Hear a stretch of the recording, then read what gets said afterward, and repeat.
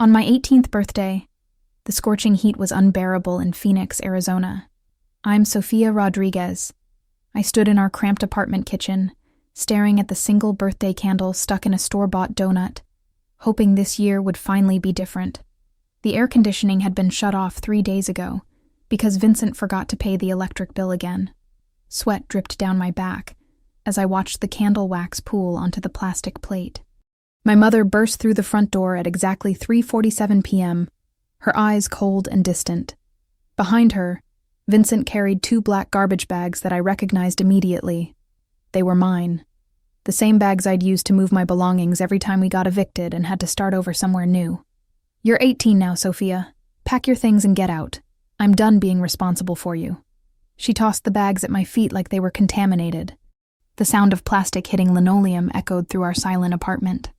My 18-year-old sister, Isabella, leaned against the doorframe, arms crossed, rolling her eyes with practiced indifference. Finally, she muttered loud enough for everyone to hear. Maybe now Mom can focus on the kid who actually matters. Maybe now we can afford to eat something other than ramen for dinner. Vincent stepped forward, beer on his breath even though it wasn't even 4 o'clock. Girl, you've been a drain on this family long enough. Your daddy's been dead 10 years and you're still expecting us to carry his dead weight. Time to be a woman and figure it out. No discussion, no second chances, no explanation beyond the cold calculation that I had become too expensive to keep around. Just the sound of the lock clicking behind me and my whole world crumbling in seconds. I stood on the concrete steps of our apartment complex, holding those garbage bags in 115-degree heat, watching my family close the curtains so they wouldn't have to see me standing there.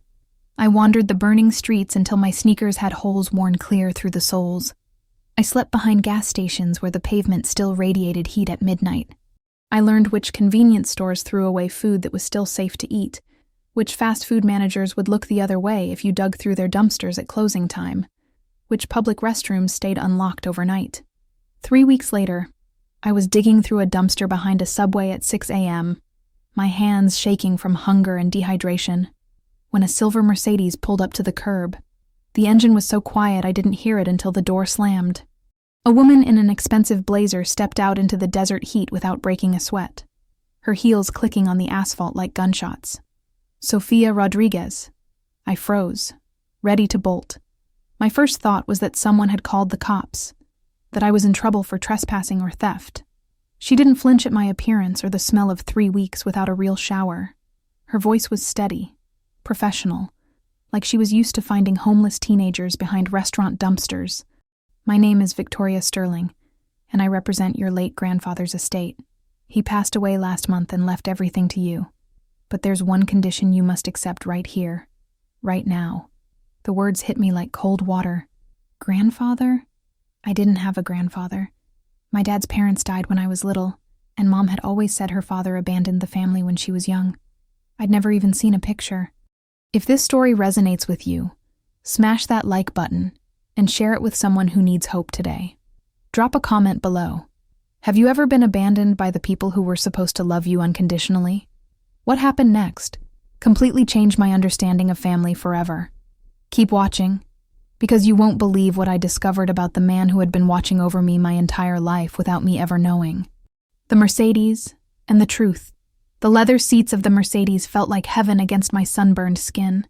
The air conditioning was so cold it made my teeth chatter, a luxury I'd forgotten existed after weeks on the streets. But the cold inside my chest had nothing to do with temperature. Victoria Sterling handed me a bottle of water and a protein bar without saying a word. I devoured both before we'd even left the parking lot. Let me take you back to where this nightmare really began, she said, as we drove through neighborhoods I'd never seen before, where houses had swimming pools and 3-car garages. Because understanding your story means understanding how a family can slowly tear itself apart one broken promise at a time. My father, Diego Rodriguez, died in an oil rig accident in West Texas when I was 8 years old. One moment he was sending me texts about bringing me back a real cowgirl hat and boots, promising we'd go camping in the desert when he got back from his rotation. The next moment, Mom was crying on the phone with lawyers about wrongful death settlements that never materialized, insurance companies that found loopholes, compensation that disappeared into legal fees. Dad had been working the oil fields to save money for a down payment on a house. We were living in a rental that cost half his paycheck, but he had dreams. He wanted to buy Mom the White House with the picket fence she'd always talked about. He wanted to send me to college. He wanted Isabella to have the kind of childhood he'd never had. Stable, secure, full of possibilities. The accident happened on a Tuesday. An equipment failure that the company later blamed on operator error, even though 3 other workers testified that Diego had followed every safety protocol. The case dragged on for 2 years. Mom spent everything we had on lawyers who promised justice, but delivered nothing but bills and broken hope. 6 months after the funeral, she brought home Vincent Castellanos. She'd met him at a grief counseling group at our church, where he'd been telling stories about losing his wife to cancer. Later, I found out he'd never been married, that he worked the grief circuit looking for vulnerable women with insurance payouts or inheritance money. By the time Mom figured out his game, it was too late. Vincent moved in before Dad's clothes were even donated to Goodwill. He had this way of making everything about him, of turning every conversation into an opportunity to talk about his plans, his dreams, his schemes. Family dinners became strategy sessions for his next get-rich-quick opportunity.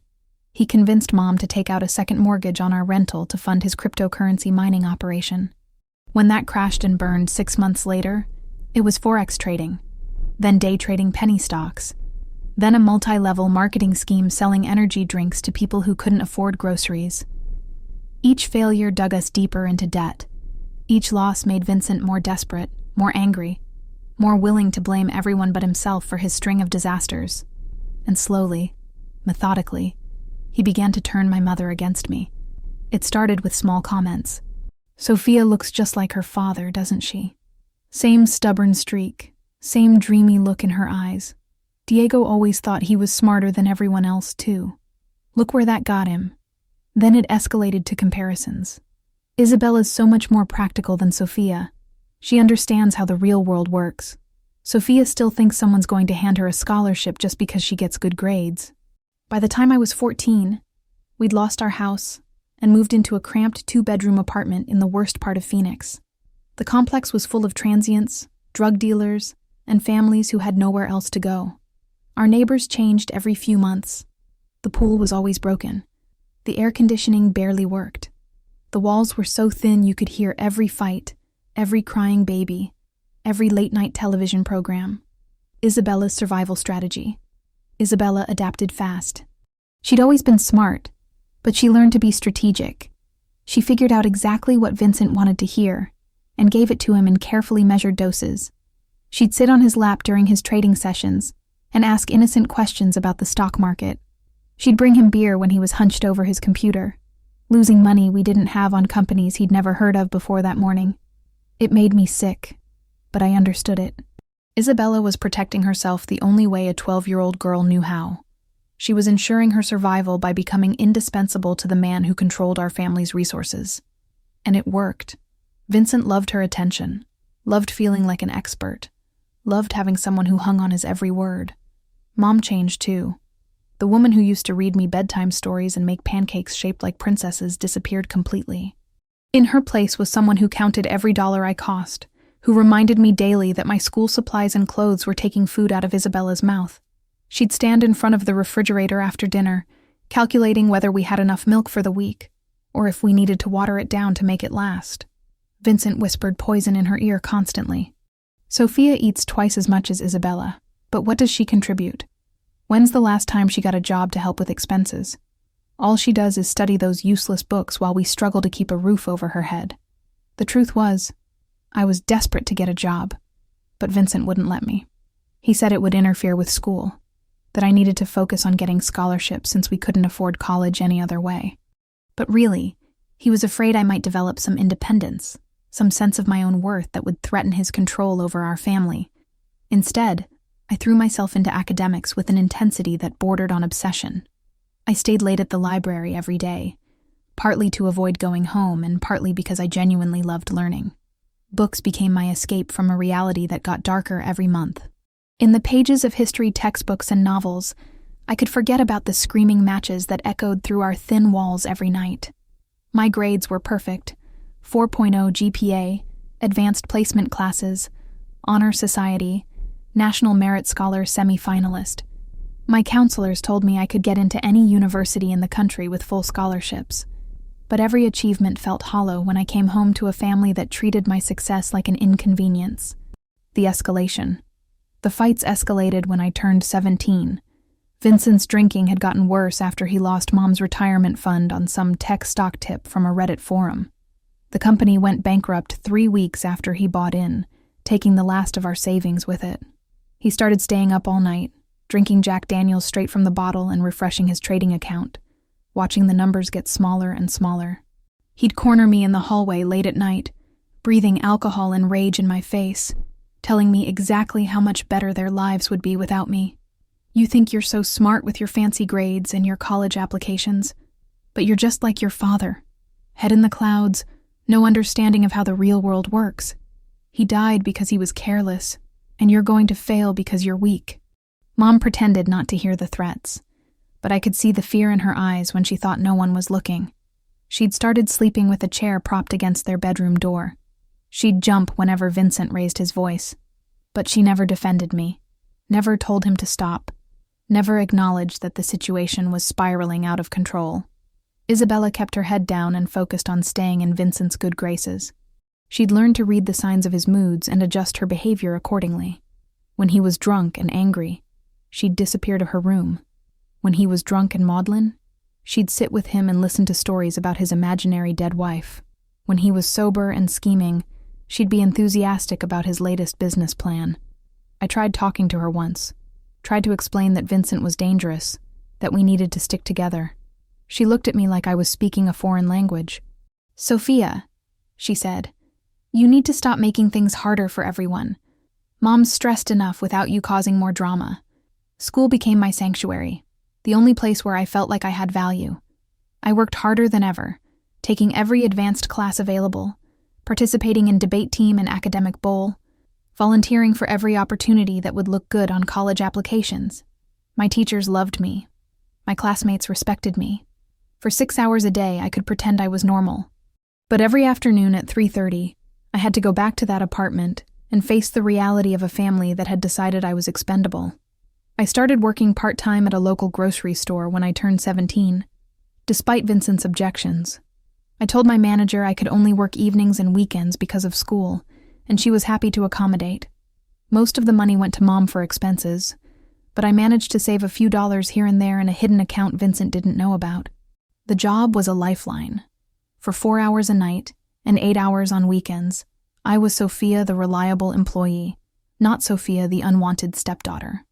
I learned to stock shelves, run registers, handle difficult customers with patience and professionalism.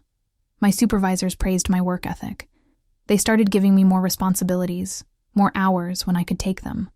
But Vincent saw my job as a threat. Every night when I came home, he'd be waiting with a list of complaints. "You were supposed to help Isabella with her homework. You missed dinner again. You think you're too good to spend time with your family now that you have a little money in your pocket." The irony was crushing. For years, he'd criticized me for not contributing financially.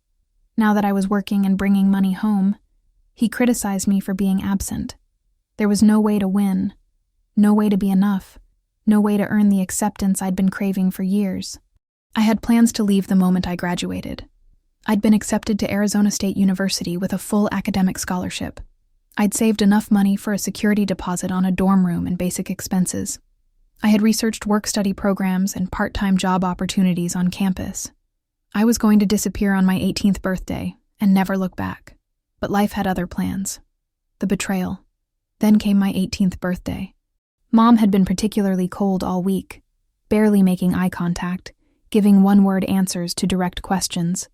Isabella kept giving me these strange looks, like she knew something I didn't, but wasn't sure whether to warn me or enjoy the anticipation.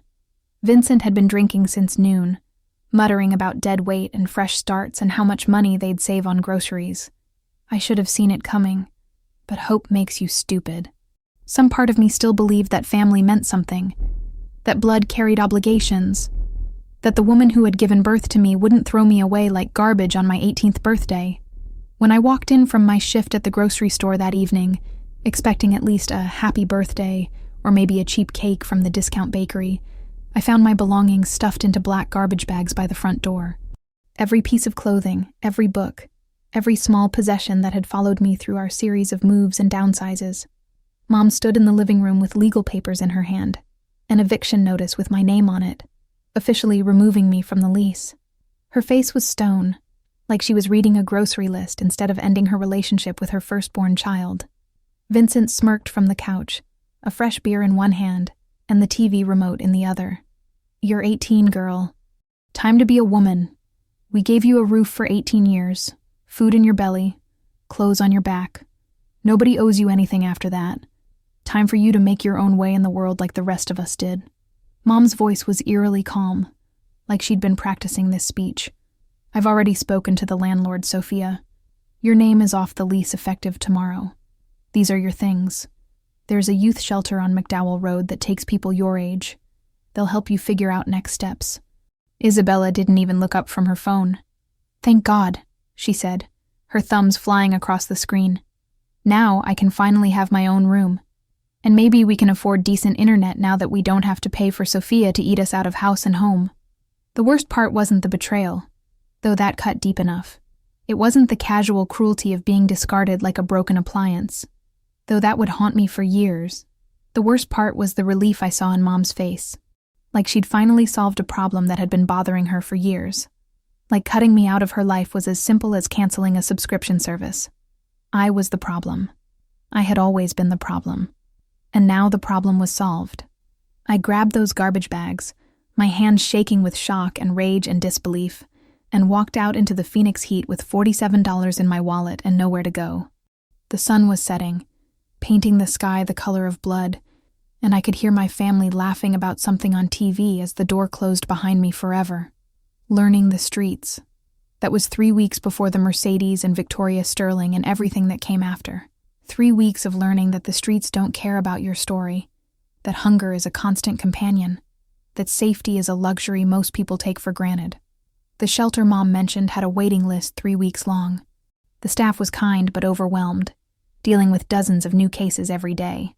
They gave me a list of resources: other shelters, soup kitchens, job placement services, but everything required documentation I didn't have or qualifications I couldn't meet. I learned fast that survival on the streets requires skills they don't teach in honor classes, which fast food places had unlocked bathrooms where you could wash your face and hands, which libraries stayed open latest and didn't hassle homeless people who fell asleep in chairs, which parks were relatively safe to sleep in without getting robbed, assaulted, or arrested for vagrancy.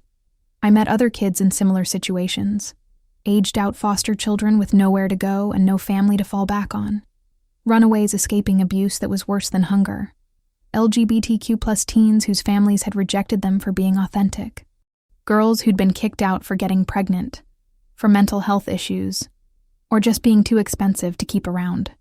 We formed loose alliances, sharing information about resources, watching each other's backs when possible, pooling our money for shared meals when any of us had work. But at night, when the city got quiet and dangerous, you were on your own.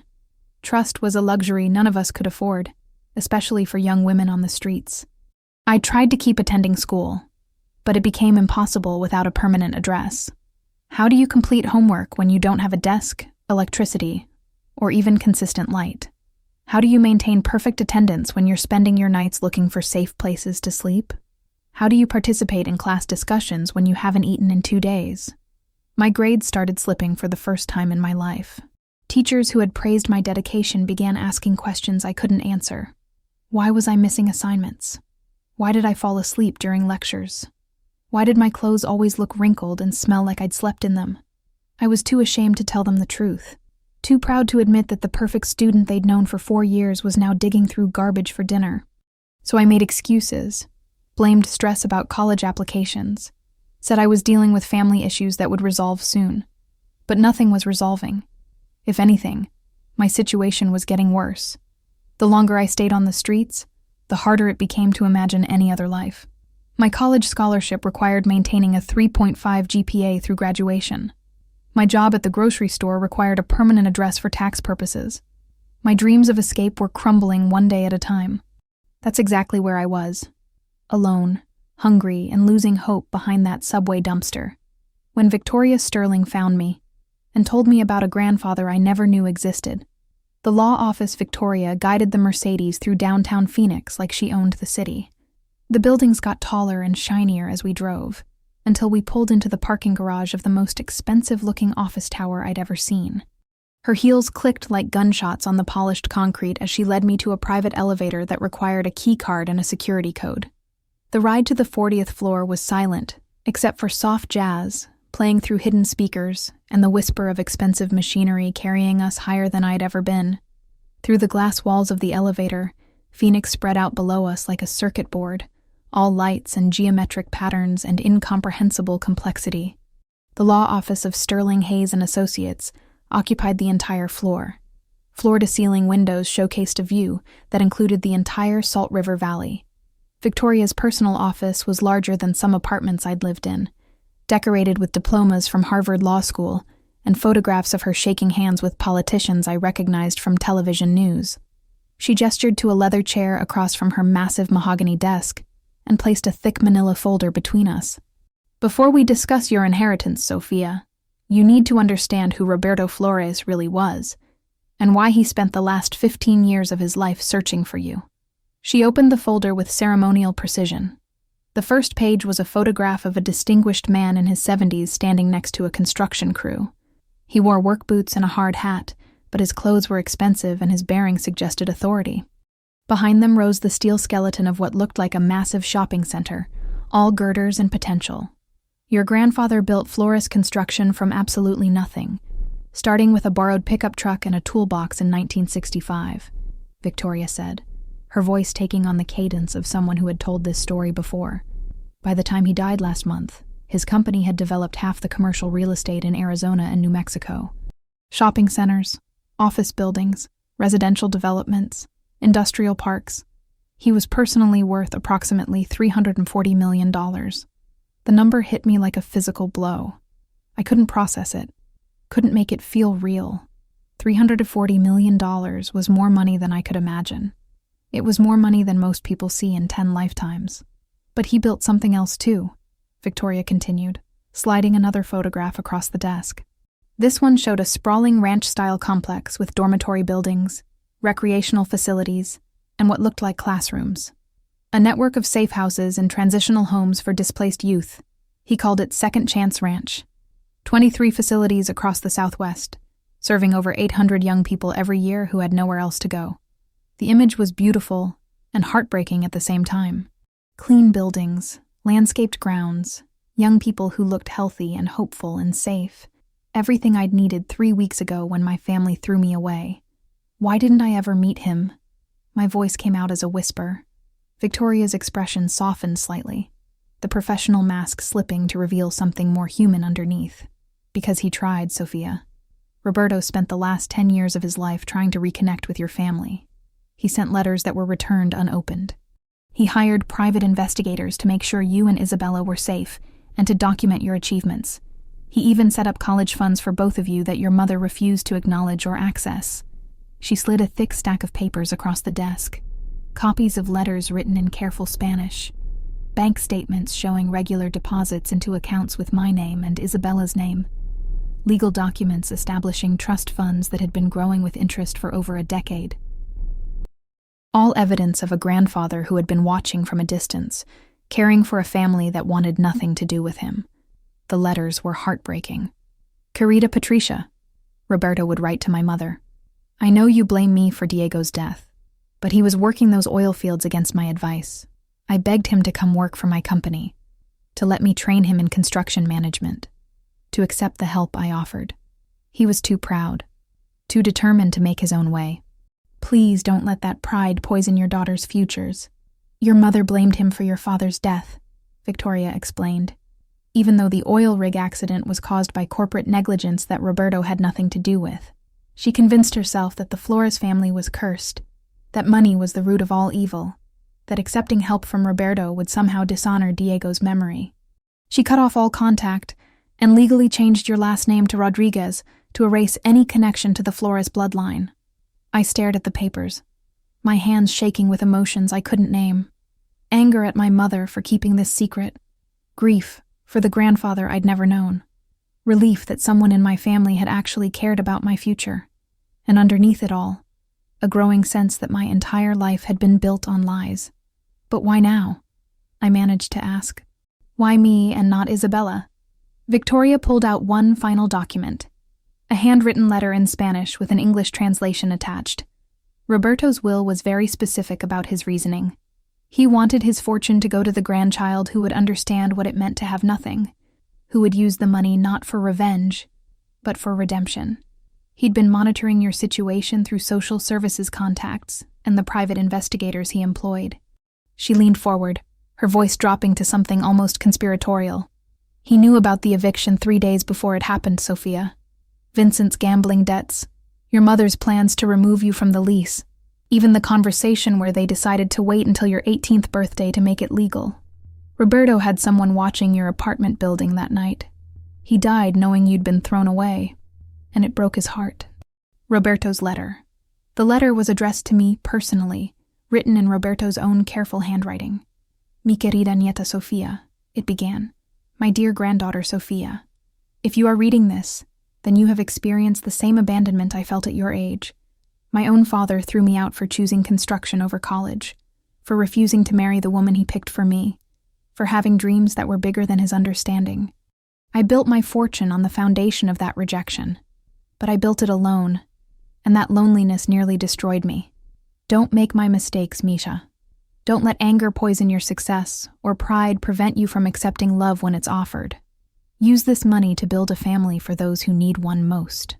The world is full of throwaways like us, children who've been told they're worthless by people who should have protected them.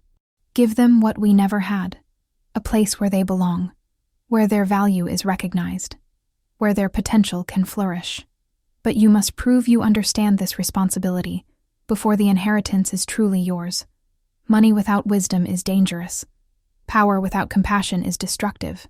Show me that you have learned the difference between revenge and redemption, between taking and giving, between building walls and opening doors. I traced the words with one finger, feeling the indentations where Roberto's pen had pressed into the paper. He had known this day would come. He had planned for my homelessness, my desperation, my need.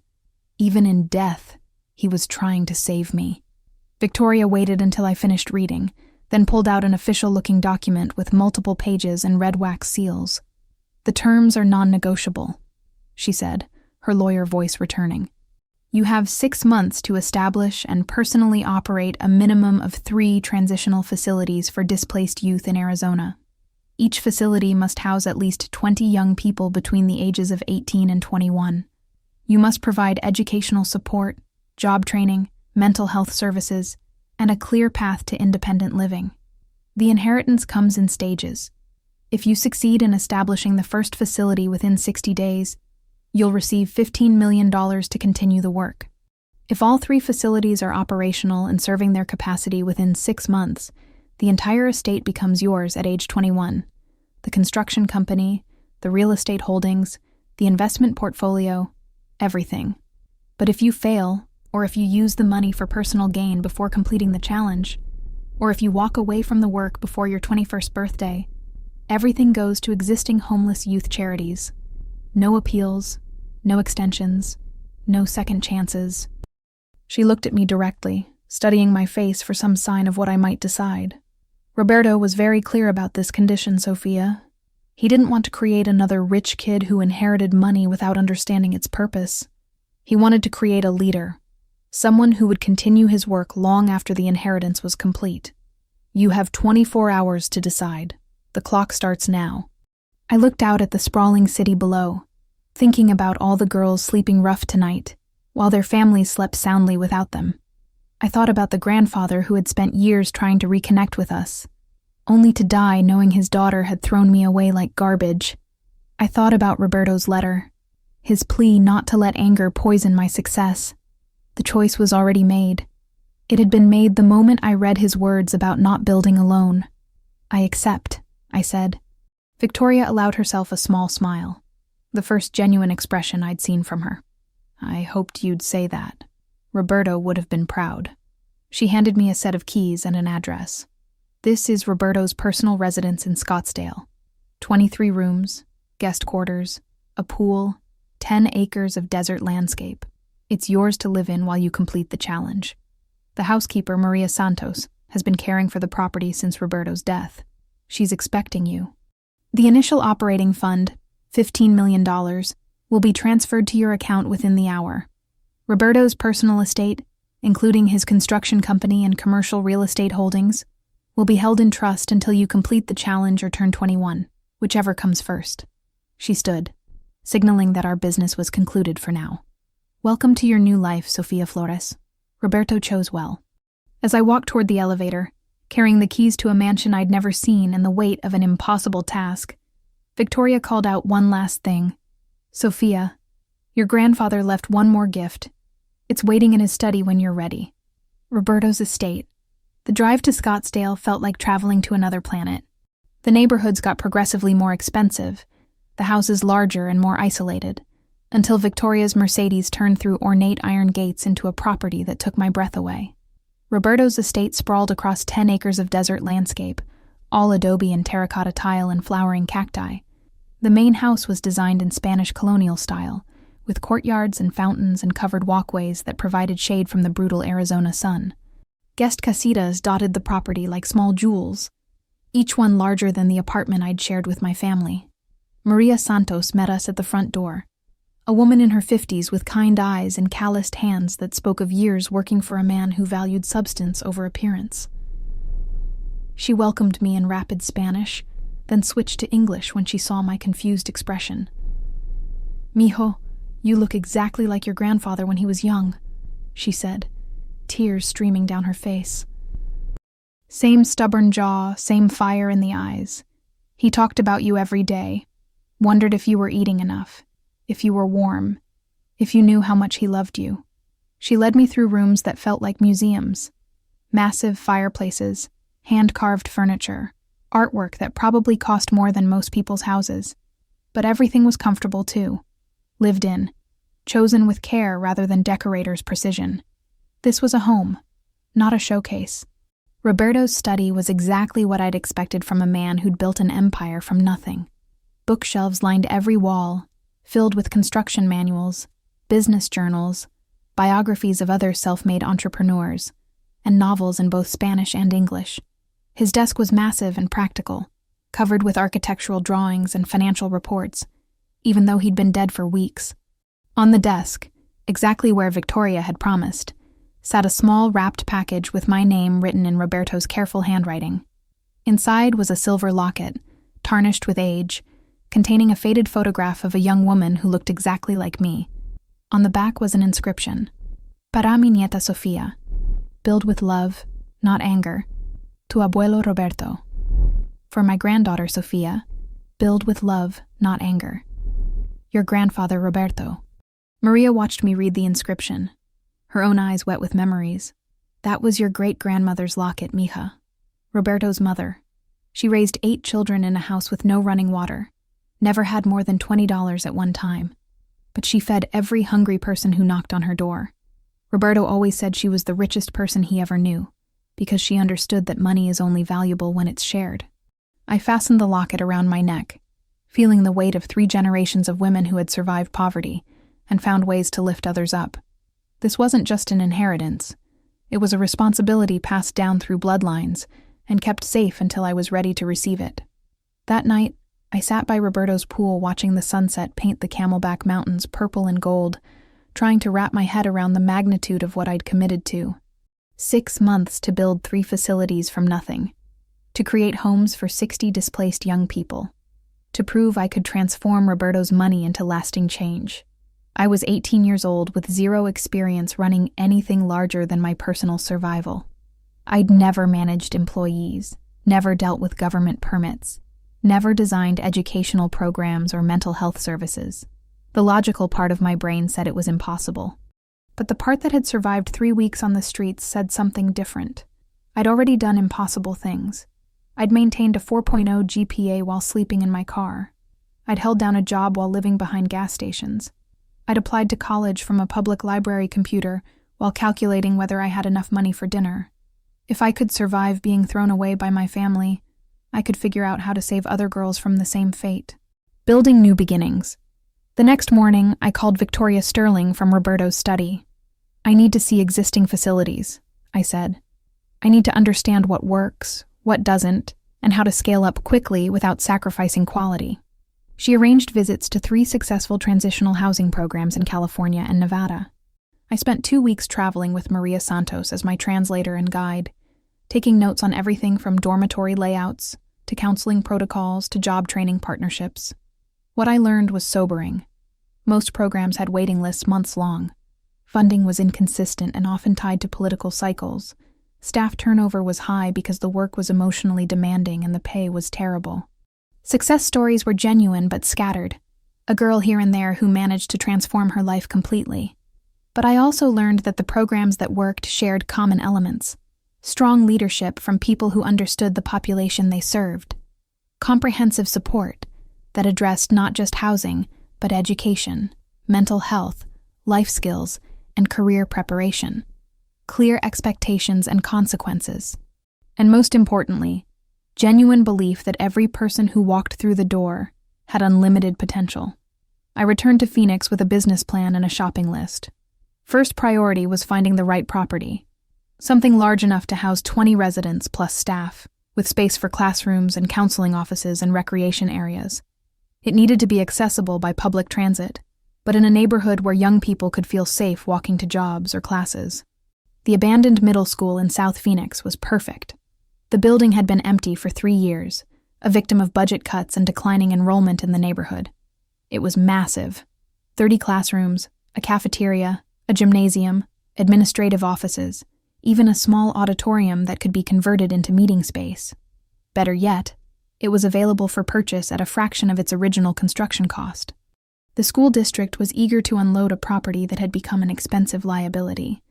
I could buy it outright with Roberto's initial funding and still have money left for renovations. But buying the building was the easy part. Converting it into a residential facility required permits from 3 different city departments, inspections from fire and health officials, compliance with disability access requirements, and approval from the state agency that licensed youth services providers. Every meeting felt like a battle. City officials wanted to know why an 18-year-old with no track record thought she could run a facility for displaced youth. State regulators questioned whether someone my age had the maturity and judgment necessary to make decisions about vulnerable young people's lives. Fire inspectors found dozens of code violations that would cost hundreds of thousands of dollars to correct. But I had Roberto's name behind me now, and that opened doors that would have stayed locked for a homeless teenager. Victoria Sterling's law firm had relationships with every important official in the county. Maria Santos knew contractors and architects from decades of managing Roberto's properties. Most importantly, I had enough money to make problems disappear through proper channels, instead of having to cut corners or accept substandard solutions. Finding Carmen. The renovation took 6 weeks and cost $3 million. We gutted the interior and rebuilt it as a combination residential facility and training center. Former classrooms became dormitory-style bedrooms, each housing 4 residents with enough privacy and personal space to feel like home. The old cafeteria was now a dining hall that served 3 meals a day, plus snacks for anyone who was hungry. The gymnasium had been converted into a recreation center with basketball courts, fitness equipment, and quiet spaces for studying or counseling. But facilities are only as good as the people who run them. I needed staff who understood what it felt like to be thrown away, who could connect with girls who'd been told they were worthless, who had the strength and compassion to believe in human potential, even when the person standing in front of them had given up on herself. I found Carmen Santos sleeping in her car in a Walmart parking lot 3 days before we were scheduled to open. I'd gone there at 1 a.m. looking for a 24-hour pharmacy to buy supplies for our first aid station. As I walked through the parking lot, I noticed a beat-up Honda Civic with condensation on the windows and a pile of clothes visible in the back seat. Someone was living in that car. I knocked gently on the driver's side window. After a long moment, it cracked open an inch, revealing one suspicious brown eye. "I'm not doing anything illegal," came a voice from inside the car. Young, female, scared but trying to sound tough. "I know," I said. "I'm not a cop. I'm Sophia. I run a program for young people who need housing. Are you interested in hearing about it?" The window came down another inch. "What kind of program?" The kind where you get a bed the first night, 3 meals a day, counseling if you want it, help finishing school or getting job training, and as much time as you need to get on your feet. No strings attached except following house rules and working toward your goals. What's the catch? I smiled, recognizing the wariness of someone who'd learned that nothing good came without a price. The catch is, you have to be willing to let people help you. Some girls find that harder than being hungry. Carmen Santos was 17, had been living in her car for 2 months after aging out of her 4th foster placement. She'd been surviving on fast food and gas station snacks, showering in gym bathrooms when she could afford day passes, trying to finish her senior year while sleeping in a parking lot with a broken air conditioner. She was also brilliant, fierce, and absolutely determined not to let circumstances define her possibilities. Within a week of moving into our facility, she'd become the informal leader among our first group of residents. She mediated disputes, helped newer girls navigate our systems, and somehow managed to make everyone feel like they belonged to something important. 6 months later, I hired her as our first peer counselor while she finished her GED and started community college classes. By the time she turned 20, she was running day-to-day operations at our Phoenix facility and training staff for our expansion locations. But I'm getting ahead of myself. Let me back up to those first chaotic weeks when everything was new and nothing was certain. The first residents.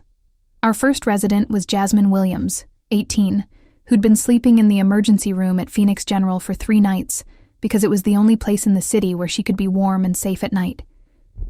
She'd aged out of foster care with no family connections, no job skills, and an 8th grade education because she'd moved so many times that completing high school had been impossible. Jasmine taught me that providing housing was only the beginning. On her 3rd night with us, I found her sitting in the kitchen at 2 a.m., staring at a plate of food, like it might disappear if she looked away. "I keep thinking this is temporary," she said. "That tomorrow someone's going to tell me I used up my time and I have to leave." That's when I understood that housing homeless youth isn't about charity or good intentions. It's about trauma recovery. Every girl who came through our doors had been rejected by families, failed by systems, or hurt by people who were supposed to protect them. They'd learned to expect abandonment, to never trust that safety was permanent, to hoard resources because they'd never be sure when their next meal might come. Building trust took months of absolute consistency. Same bedtime every night, same meals at the same times, same staff members showing up for their shifts, same consequences for breaking rules, same rewards for meeting goals. Predictability was the foundation that made everything else possible.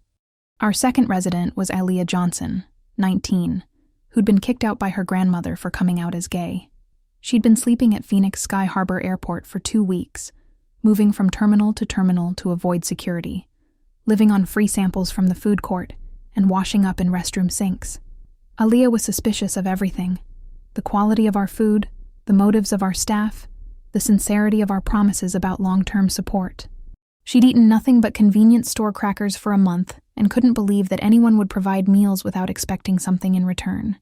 It took 3 weeks before she'd participate in group activities, 2 months before she'd talk to our counselor, 6 months before she'd let herself believe that our acceptance of her sexual orientation was genuine and permanent.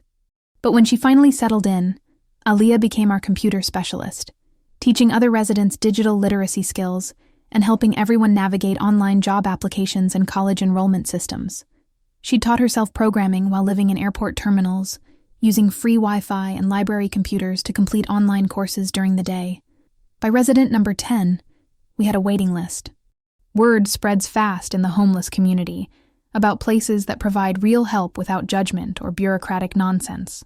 Girls started showing up at our doors with friends who needed shelter or calling from other cities, asking if we had space for relatives who'd been kicked out. The local media picked up the story of an 18-year-old running a homeless shelter with money from a grandfather she'd never met. The coverage was mostly positive, but it brought unwanted attention from people who questioned whether someone my age should be making decisions about other people's lives. The criticism stung, but it also motivated me to prove that age doesn't determine wisdom. I enrolled in night classes at Phoenix Community College, studying nonprofit management and social work. I hired a psychiatrist and 2 professional counselors to provide mental health services that were beyond my expertise. I brought in education specialists to design GED preparation and college readiness programs. Most importantly, I listened to our residents. They knew better than anyone what services they needed, what barriers prevented them from succeeding, what kind of support would actually make a difference in their lives. Carmen was the one who suggested we needed job training programs, not just help with applications. Getting hired is one thing, she said. But keeping a job when you've never learned workplace skills is something else. Most of us have no idea how to ask for time off, or how to handle a conflict with a supervisor, or what to do when you don't understand an assignment but you're too embarrassed to ask questions. Jasmine pushed for more mental health support. Trauma doesn't go away just because you have a safe place to sleep, she explained.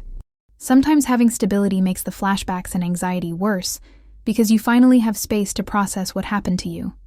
Aaliyah advocated for technology training that went beyond basic computer literacy. The economy is digital now, she argued.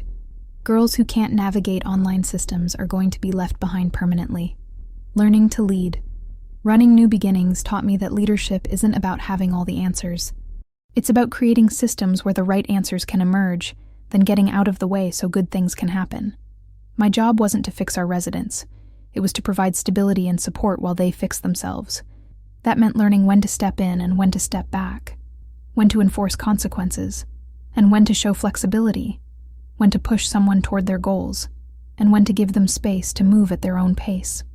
The hardest lessons came from my failures. Like Maria Rodriguez, 18, who left our program after 2 weeks because I pushed too hard for her to get her GED instead of respecting her need to process the sexual abuse that had gotten her kicked out of her family home. She wasn't ready for academic goals yet, but I was so focused on measurable outcomes that I missed the fact that she needed trauma counseling first. Or Ashley Thompson, 19, who I trusted too quickly with money for a job interview outfit. She used it to buy drugs and disappeared for 3 months, ending up in jail on possession charges. I learned the importance of clear boundaries and gradual trust building, even with residents who seemed motivated and reliable. Every mistake taught me something essential about the complexity of human healing. These weren't just homeless girls who needed housing. They were trauma survivors who needed time, space, professional help, and infinite patience as they learned to trust themselves and others again. But the successes made every failure worthwhile, like watching Jasmine walk across the stage to receive her GED, then get accepted to nursing school with a full scholarship. Or seeing Aaliyah launch a nonprofit that taught digital skills to other homeless youth in Phoenix. Or watching Carmen transform from a scared girl sleeping in her car to a confident young woman who could de-escalate any crisis and help newcomers feel immediately safe. By month 4, we had served 28 young people through our Phoenix facility. 15 had moved on to independent living with jobs or college enrollment. 8 were still in residence working toward their goals. 4 had left the program before completion for various reasons, but 2 of those had stayed in touch and were doing well on their own. More importantly, we'd created something that felt like family. Sunday dinners where everyone gathered to share food and stories. Study groups where residents helped each other with homework. Birthday celebrations that were probably the first genuine parties some of them had ever experienced. Movie nights and game tournaments and conversations that lasted until dawn, about dreams and fears and possibilities. Expanding the vision. By month 5, it was clear that one facility wasn't enough. We had a waiting list of 40 girls, and phone calls every day from social workers, teachers, and other organizations, asking if we had space for young people in crisis. The demand was overwhelming and heartbreaking. For every girl we helped, there were 10 others sleeping in cars or couch surfing with strangers, or trading survival sex for a place to stay. The scope of youth homelessness in Arizona was massive, and our 20-bed facility was barely making a dent. Roberto's challenge required 3 facilities within 6 months. We had 2 months left, and no progress on locations 2 and 3. I called an emergency meeting with Victoria Sterling to discuss expansion strategies. She arrived at our Phoenix facility with 3 potential property listings and a team of contractors who specialized in rapid renovation projects. Roberto anticipated this would be difficult, she said, spreading architectural drawings across the conference table in what used to be the school's principal's office. He lined up properties and contractors before he died, knowing you'd need to move fast once you proved the concept worked. Site 2 was a former apartment complex in Tempe that had been condemned after a fire damaged half the units. The remaining buildings were structurally sound but needed complete interior renovation. Site 3 was an abandoned shopping center in Mesa, with enough space for residential units, classrooms, job training workshops, and administrative offices. Both properties could be purchased immediately using Roberto's funds. The contractors were prepared to begin renovation work within days of closing. The timeline was aggressive but possible if everything went perfectly. Of course, nothing went perfectly.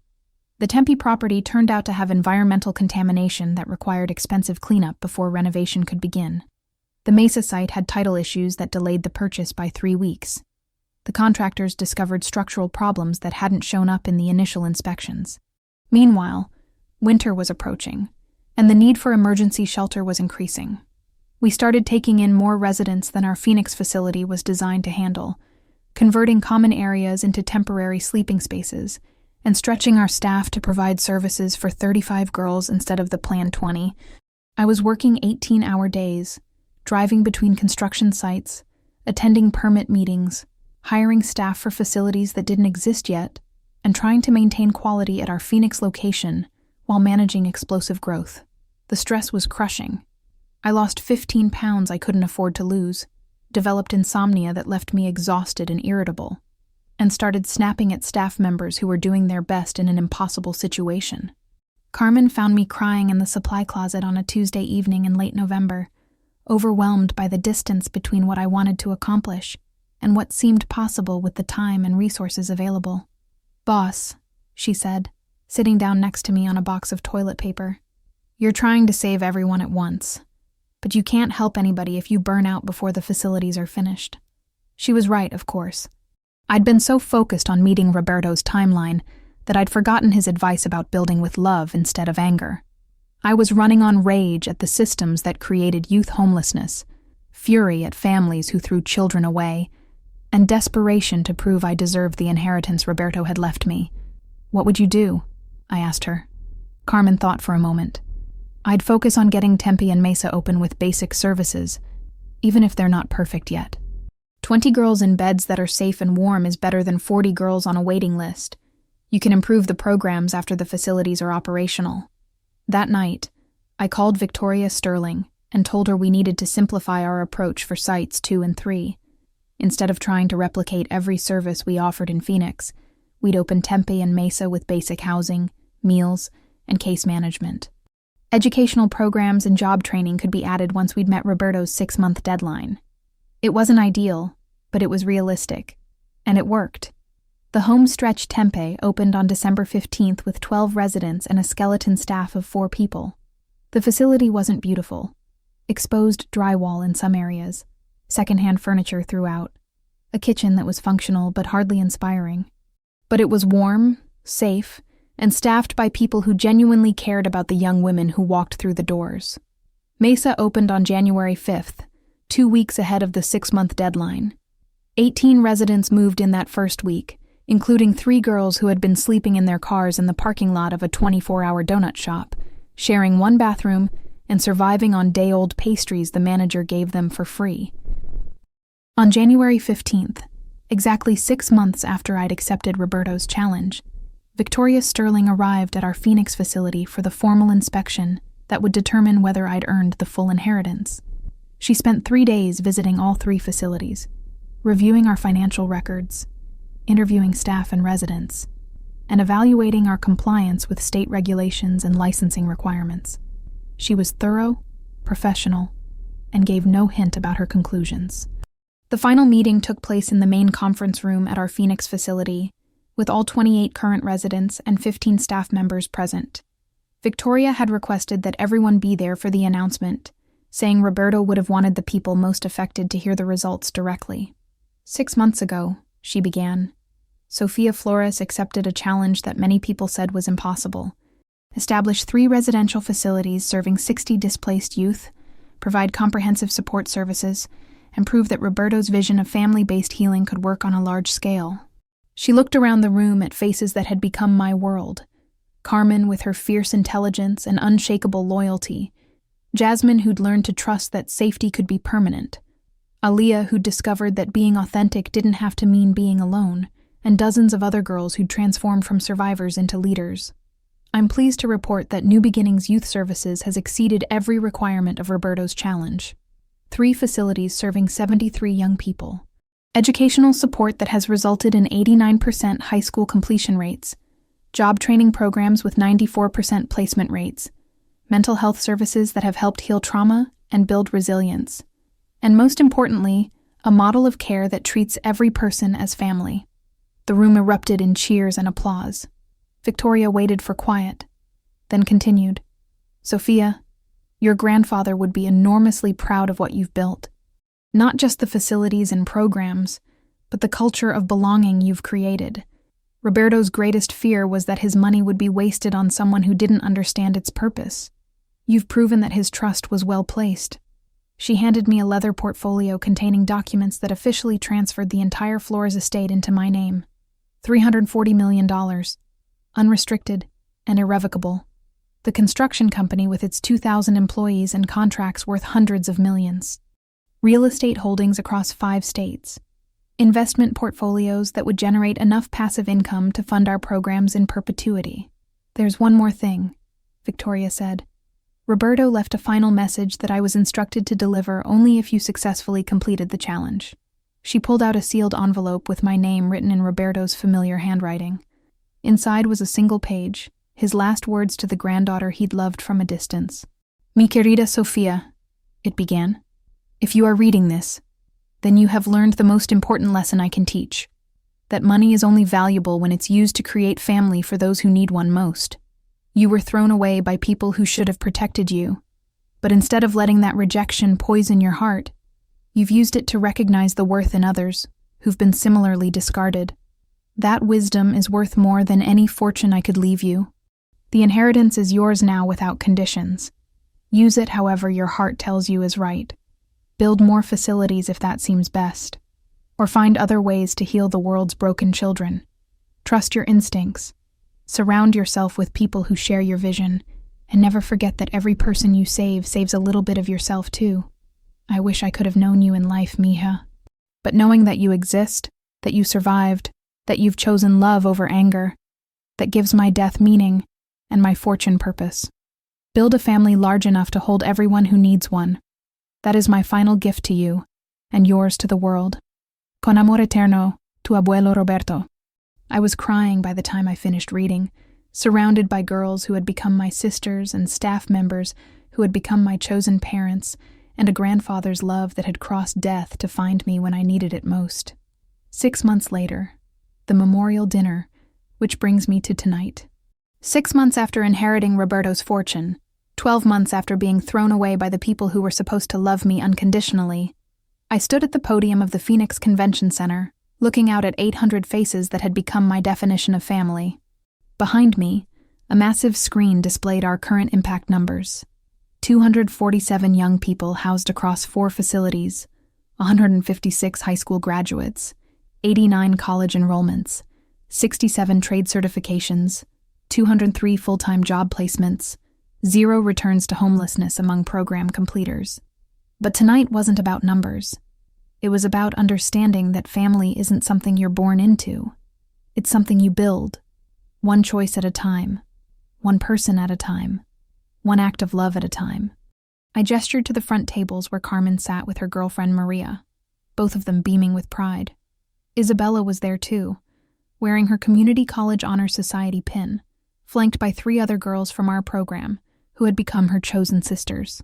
Around them sat dozens of other graduates, girls who had arrived broken and homeless and were now thriving in colleges, trade programs, and careers across the country. 3 years ago, I was digging through trash for dinner when a stranger told me I could inherit everything. I began. But the real inheritance wasn't money. It was understanding that every person in this room has value, has potential, has the right to belong somewhere safe where their dreams matter. I pulled out the papers I'd signed that morning establishing the Forever Family Foundation. Every dollar of profit from Flores construction, every penny of investment income from the estate, every cent of rental income from our real estate holdings will be reinvested into expanding our mission nationwide. We're going national. New facilities in Los Angeles, San Antonio, Denver, and Chicago are already under construction. We'll serve 2,000 young people within 5 years, 5,000 within 10 years. No girl will sleep on the streets in any city where we operate because society decided they were too expensive to keep around. The applause was thunderous, but I raised a hand for one final announcement. There's one more thing.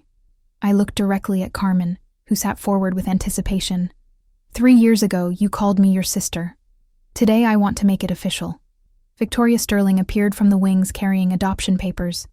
I held them up for everyone to see, for every camera recording the event. The state of Arizona has approved my petition to adopt Carmen Santos as my daughter. She said yes. The room erupted in celebration. Carmen shot out of her chair so fast it fell backward, bounded up the steps 3 at a time, and wrapped me in a hug that lifted me off my feet. Camera flashes popped like lightning, while 800 people cheered themselves hoarse. When she set me down, tears streaming down both our faces, I handed her the microphone. Her voice shook with emotion as she spoke directly to the camera crews covering the event. Family isn't about who shares your blood, she said. It's about who shows up when the world falls apart. It's about who sees your potential when you can't see it yourself. This woman didn't just save my life. She gave me a purpose, a mission, a name I can be proud of. And now I get to help her save hundreds more. She turned to me and said the words that completed my transformation from throwaway girl to mother of hundreds. I love you, Mom. The ballroom lost it completely. Standing ovation, tears, cheers of, Mom, Mom, Mom, until the chandeliers shook with the sound of chosen family celebrating itself. The business of building family. What the cameras didn't capture, what the news stories couldn't convey, was the complexity of turning Roberto's vision into sustainable reality. Building family for hundreds of displaced young people required more than good intentions and generous funding. It demanded sophisticated business operations, strategic partnerships, and constant innovation to stay ahead of growing need. The construction company alone employed 2,000 people across Arizona and New Mexico. As the new owner, I inherited responsibility not just for their livelihoods, but for the families who depended on their paychecks, the communities where our projects created economic opportunities, and the clients who trusted Flores Construction to deliver on massive commercial developments. I spent 3 months learning the business from department heads who had worked for Roberto for decades, project managers who could coordinate construction of shopping centers that cost hundreds of millions of dollars, estimators who could calculate material needs for developments that wouldn't be completed for years, safety coordinators who ensured that dangerous work could be performed without risking lives. The learning curve was steep and sometimes overwhelming. I was 19 years old, responsible for an empire built over 50 years by a man who'd started with a borrowed pickup truck and turned it into one of the Southwest's largest construction companies. Board meetings felt like advanced calculus when I'd barely mastered algebra. But Roberto had chosen his executive team well. These weren't corporate climbers looking to exploit a young owner's inexperience. They were seasoned professionals who had genuinely loved Roberto and believed in his vision of using business success to create opportunities for others. Maria Elena Vasquez, the chief financial officer, became my teacher and guide through the complexities of commercial real estate development. She showed me how Roberto had structured deals to create affordable housing, alongside profitable retail and office space, using market-rate developments to subsidize below-market projects that served low-income communities. Your grandfather never forgot where he came from, she explained during one of our weekly financial reviews. Every shopping center we built included affordable housing units. Every office development included space for nonprofit organizations at below-market rents. Every project created construction jobs that paid living wages with full benefits. That approach became our expansion strategy for New Beginnings. Instead of relying entirely on charitable donations or government funding, we used profits from commercial developments to build and operate our youth facilities. Shopping centers anchored by major retailers generated revenue that funded educational programs. Office building leases provided stable income that supported our mental health services. The model was brilliant in its simplicity. Market-rate construction projects paid for themselves while generating surplus revenue that could be invested in social programs. We weren't dependent on the generosity of donors or the political whims of elected officials. We'd created a self-sustaining system that could expand as fast as we could identify suitable properties and hire qualified staff. Scaling up success. Within 18 months, We had facilities operating in 6 cities across the Southwest. Each location housed between 35 and 50 young people, with comprehensive programs that addressed education, job training, mental health, life skills, and transition planning. Our model was working so well that other cities were requesting technical assistance to replicate our approach. The secret wasn't revolutionary programming or innovative therapy techniques. It was the radical idea that displaced youth deserved the same quality of support that middle-class families provided for their children. Private bedrooms instead of dormitory-style warehousing. Nutritious meals prepared by professional kitchen staff instead of institutional food service. Academic tutoring and college prep services instead of GED mills. Mental health treatment from licensed therapists instead of overworked social workers carrying impossible caseloads. Most importantly, we hired staff who had lived experience with homelessness, foster care, or family rejection. Former residents like Carmen, who understood viscerally what it felt like to be thrown away, and could connect authentically with newly arrived girls who didn't trust that safety could be permanent. Our outcomes reflected this investment in quality. 94% of residents completed our program successfully, compared to national averages of 60% for similar facilities. 87% of graduates maintained stable housing 6 months after leaving our program. 78% were employed or enrolled in college within a year of graduation. 92% reported significant improvements in mental health and life satisfaction. But the statistic I was most proud of was this: 0 graduates had returned to homelessness in the 2 years we'd been tracking outcomes. 0. Every single young woman who had completed our program was living independently and thriving. Those numbers attracted attention from foundations, government agencies, and other nonprofits working with homeless youth. Site visits became a regular part of our operations as social service leaders tried to understand how we achieved results that seemed impossible in their own programs. The answer wasn't complicated, but it wasn't cheap either. We spent approximately $45,000 per resident annually, 3 times the average for comparable programs. But our investment generated savings in emergency services, law enforcement, court systems, and other crisis interventions that homeless youth typically require. The total social cost was actually lower than traditional approaches that warehoused young people in underfunded facilities where they were likely to fail and return to the streets. The unexpected reunion. I was reviewing expansion plans in my office on a Tuesday afternoon in March, when Carmen knocked on my door with an expression I'd learned to recognize. Serious conversation incoming. "Boss," she said, dropping into the chair across from my desk. "There's someone here to see you. Says it's urgent family business." My stomach dropped. I'd been dreading this day for months, knowing it would come eventually. Carmen saw my expression and raised both hands. "I told security to stay close," she said. "Whatever you want to do, we've got your back." I looked up from budget reports to see my mother standing in the doorway. Patricia Rodriguez, thinner than I remembered, wearing clothes that had seen better days. Her hair was streaked with gray I didn't remember, and she carried herself like someone who'd been beaten down by life.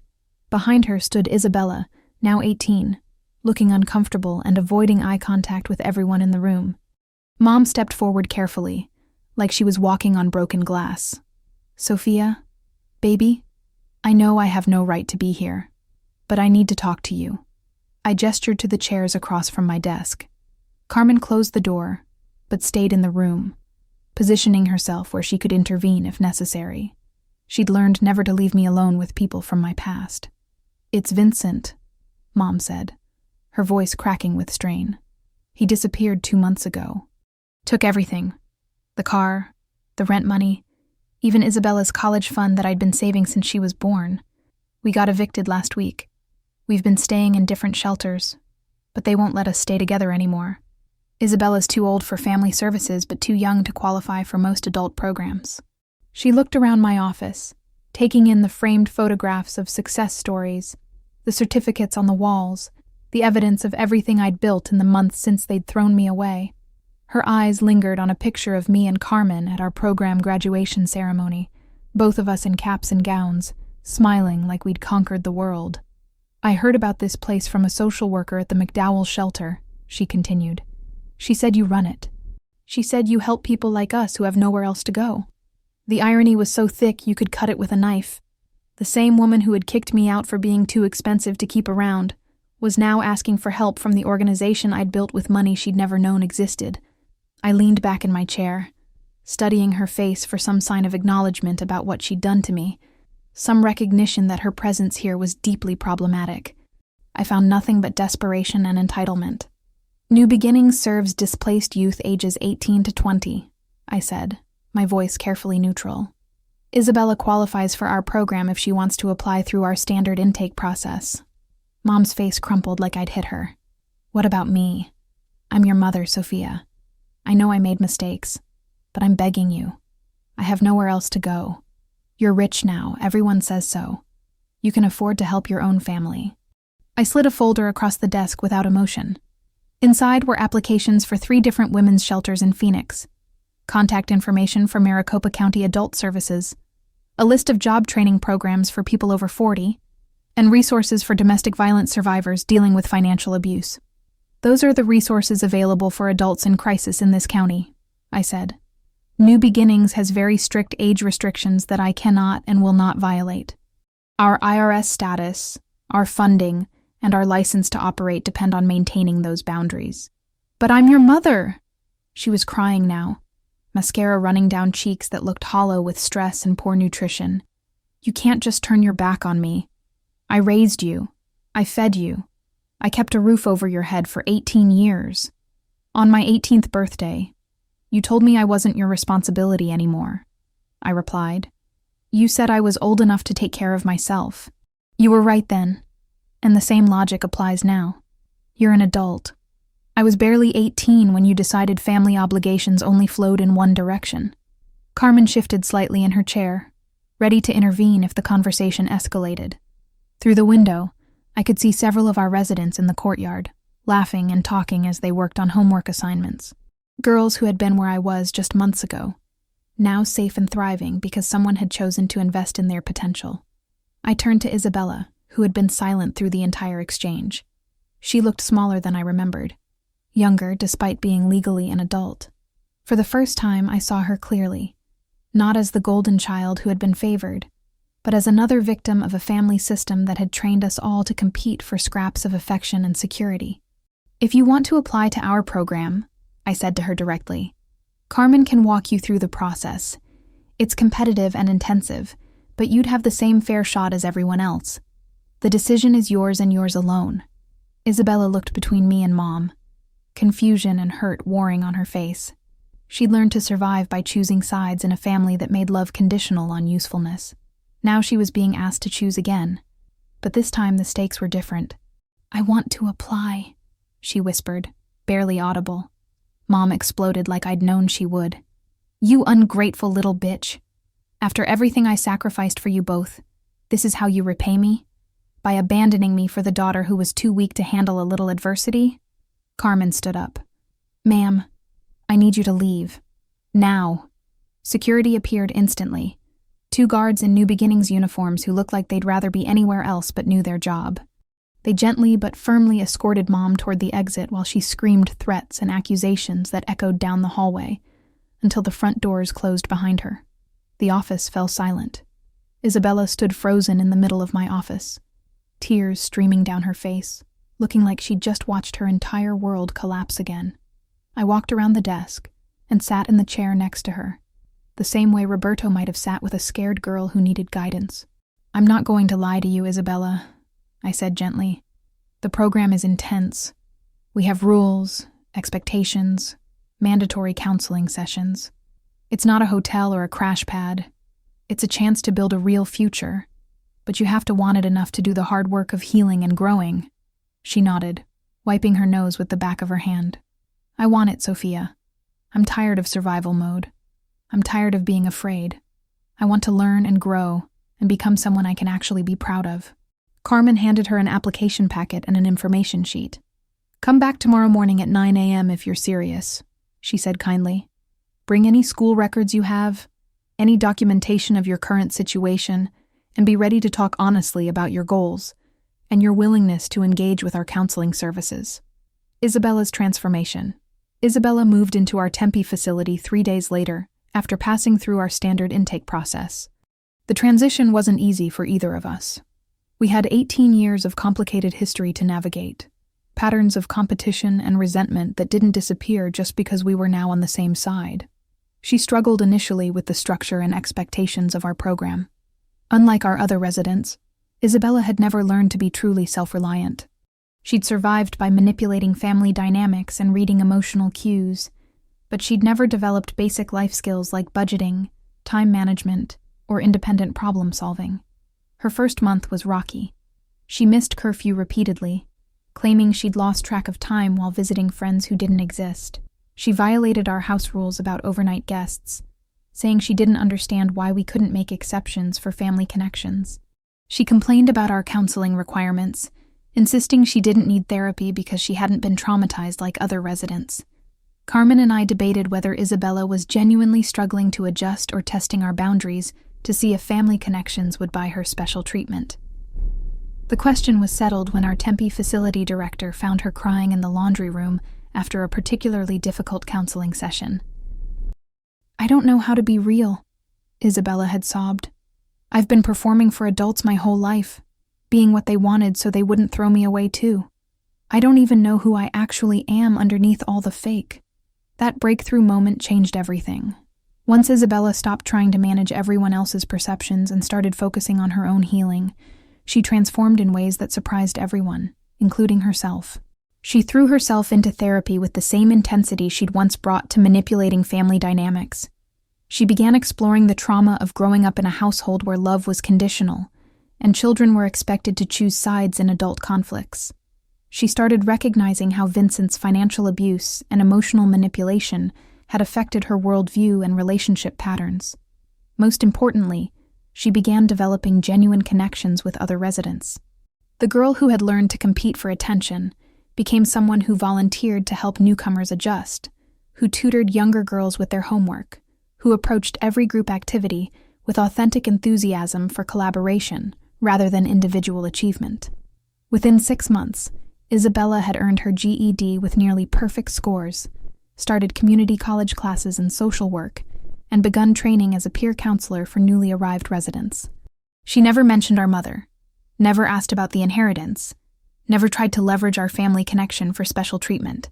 One evening, as I was reviewing budget reports in my office, she knocked on my door.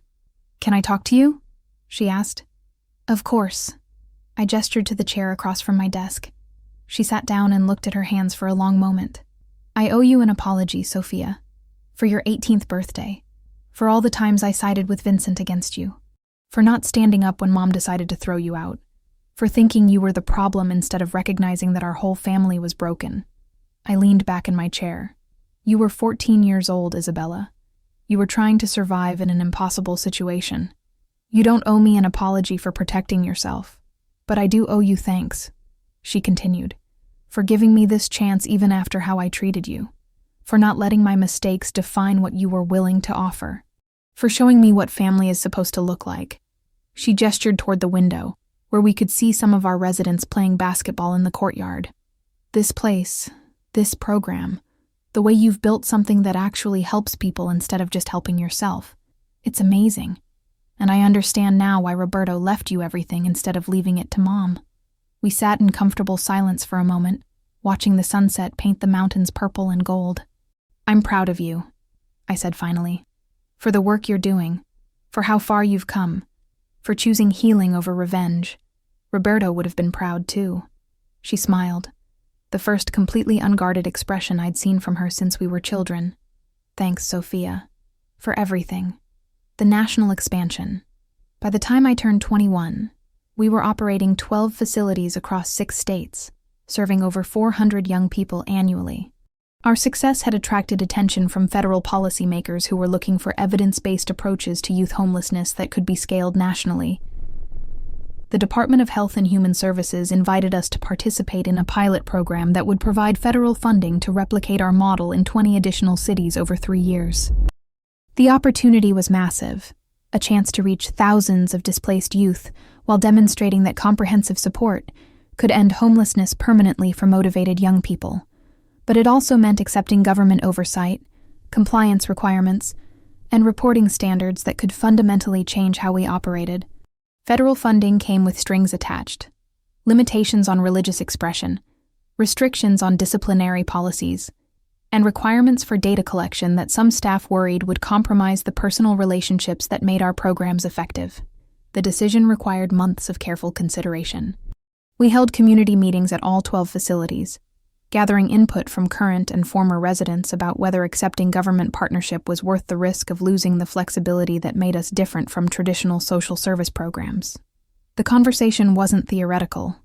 Several residents had come to us from government-funded programs that felt more like detention centers than healing communities. They'd experienced bureaucratic indifference, arbitrary rules enforced by uncaring staff, and treatment that emphasized compliance over growth. Carmen was particularly skeptical. Government programs are about managing problems, not solving them, she argued during one of our leadership team meetings. They want statistics they can report to politicians, not authentic relationships that transform lives. Once we start taking their money, we become accountable to bureaucrats instead of the girls we serve. But Isabella, now serving as our coordinator for educational services, made the case for engagement. There are thousands of girls out there who need what we provide, she said. If we can influence federal policy to support family-based care instead of institutional warehousing, we could change the entire system. Isn't that worth trying?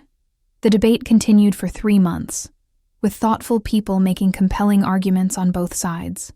Ultimately, the deciding factor was a comment from one of our Phoenix residents during a house meeting. "You all are arguing about whether government money will change how you treat us," said Destiny Martinez, an 18-year-old who'd been sleeping in her car for 6 months before finding our program. "But right now, there are girls sleeping outside who don't have anyone arguing about their future. They just need someone to care about them, like you've cared about me.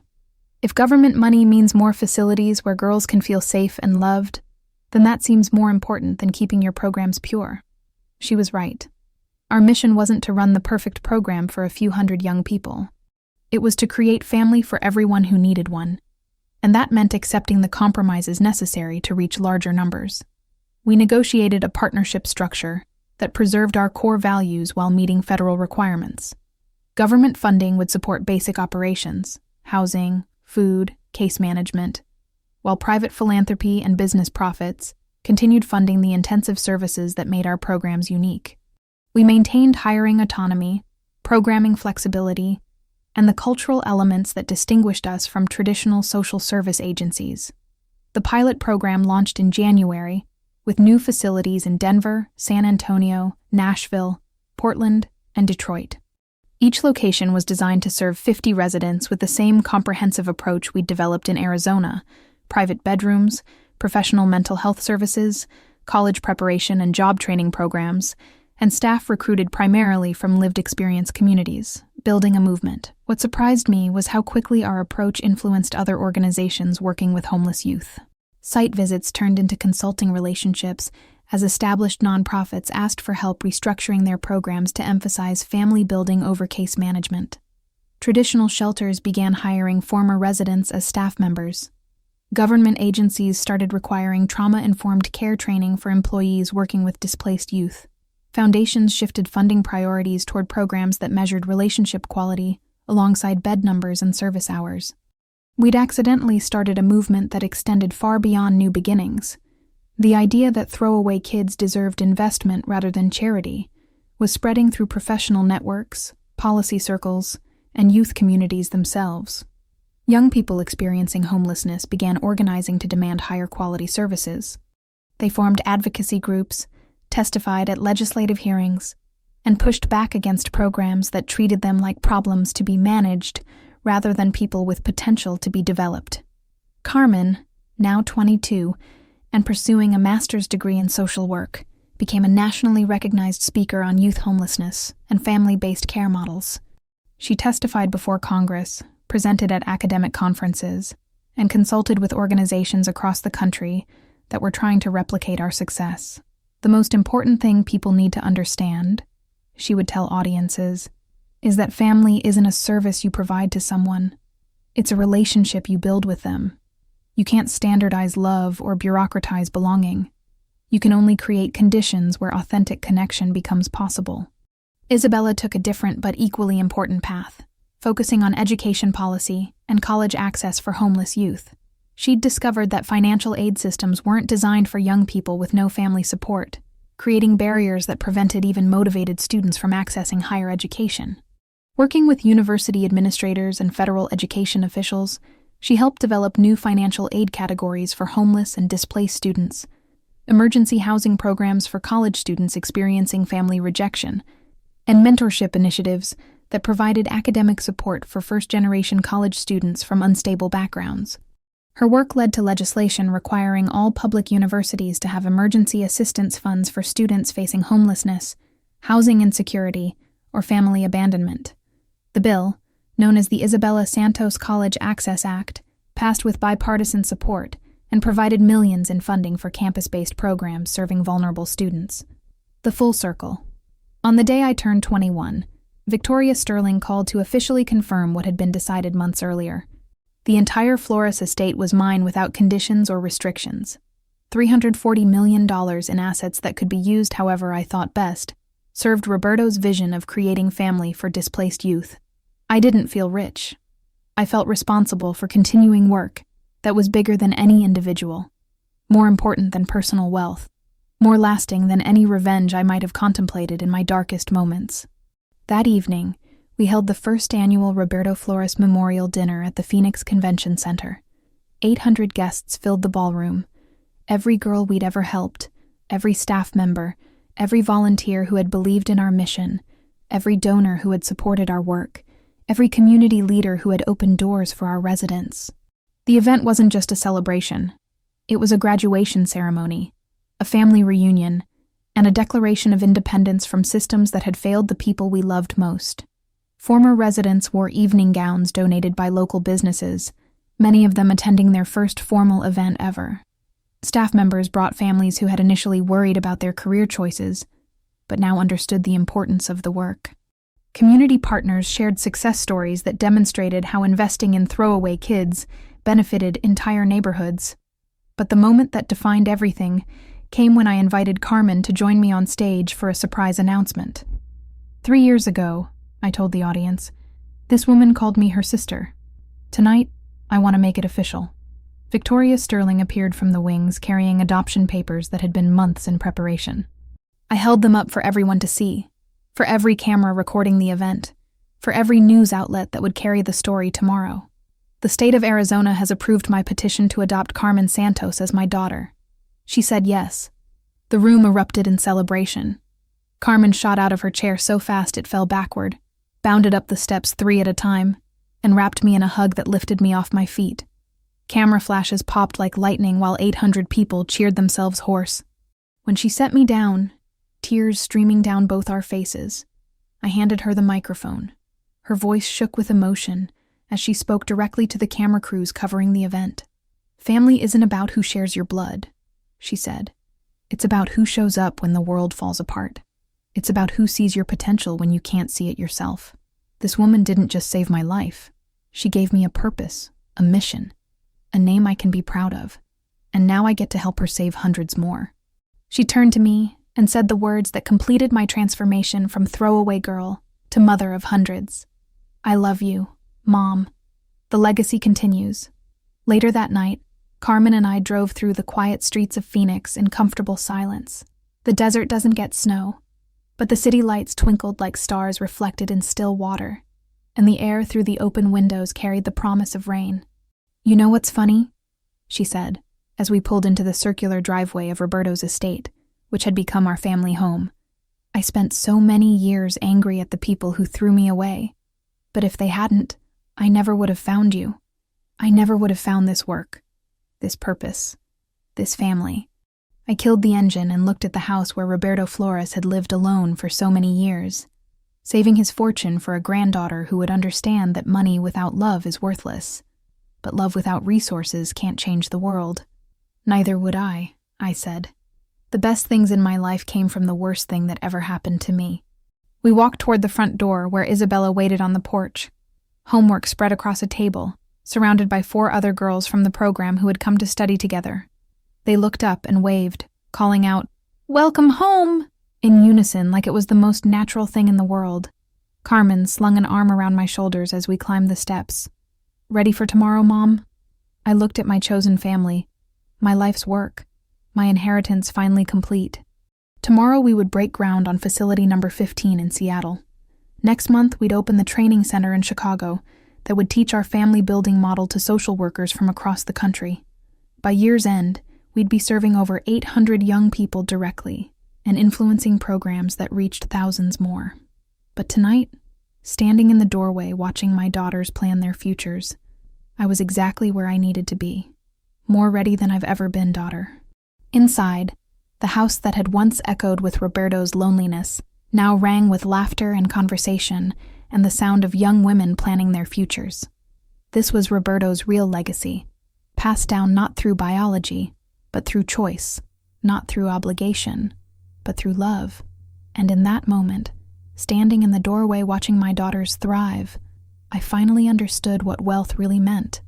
Not $340 million, not properties or businesses or investments, not even the power to change lives on a massive scale. 247 young hearts beating strong because someone finally chose to see their worth. 156 graduates walking across stages their families never thought they'd reach. 89 college students pursuing dreams no one believed they deserved. 67 skilled workers building careers that would lift them permanently out of poverty. That's an inheritance money can't buy. And it's the only one that really matters. Roberto had been right about everything. Family isn't what you're born into. It's what you build when you choose love over anger, healing over revenge, redemption over retribution. And sometimes, if you're very lucky, that family grows large enough to change the world, one throwaway girl at a time. The number 800 on tonight's guest list would be 8,000 within 5 years if our expansion plans succeeded. Every girl who found safety in our programs would become someone who recognized worth in others. Every staff member we trained would carry our values to other organizations. Every policy we influenced would make systems more humane for the most vulnerable. The ripple effects were already visible. Former residents were becoming teachers, nurses, social workers, and entrepreneurs who brought lived experience and authentic compassion to their work. They were starting families of their own and breaking cycles of abandonment that had damaged generations before them. They were creating art and businesses and movements that celebrated survival and transformation. But perhaps most importantly, they were proving every day that society's throwaways were actually its greatest untapped resource. That the young people written off by families, schools, and systems had the strength, intelligence, and resilience to build something better than what had been built before them. That realization filled me with hope for what was possible if we kept expanding our definition of family to include everyone who needed one. Roberto's $340 million was just the beginning. The real wealth was in the hundreds of young hearts that now beat with purpose, the minds that now dreamed without limits, the spirits that now knew they belonged somewhere safe and permanent. This was the inheritance that mattered. This was the family that would last forever.